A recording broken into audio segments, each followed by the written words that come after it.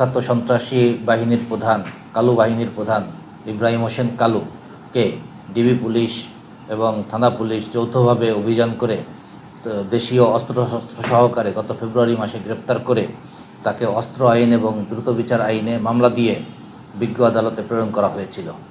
তৎপরবর্তীতে আমরা আমাদের সদর থানার 2টি ডাকাতি মামলায় তাকে গ্রেপ্তারও দেখানো হয়েছিল।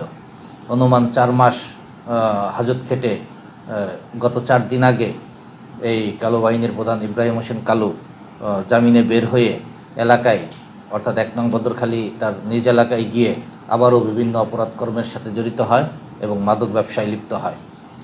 উক্ত মাদক ব্যবসা এবং অপরাধ কর্মের প্রতিবাদ করায় আজকে 9 নম্বর ওয়ার্ডের ইউপি সদস্য এবং প্যানেল চেয়ারম্যান গোলাম মোস্তফাকে আজকে বিকাল 4টার সময় এই কালু এবং তার সহযোগীরা শরীরের বিভিন্ন স্থানে উপর্যুপরি ধারালো অস্ত্রের আঘাতে গুরুতর জখমপ্রাপ্ত করে উন্নত চিকিৎসার জন্য শেরেবাংলা মেডিকেল কলেজ হাসপাতালে প্রেরণ করা হয়।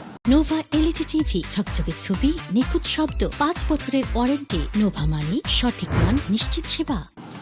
এরই জের ধরে এলাকার উত্তেজিত জনতা, বিক্ষুব্ধ জনতা ওই কালো বাহিনীর প্রধান কালুকে এবং তার সহযোগী তাওহিদকে ওই পাতাকাটা এলাকার একটি মাঠের মধ্যে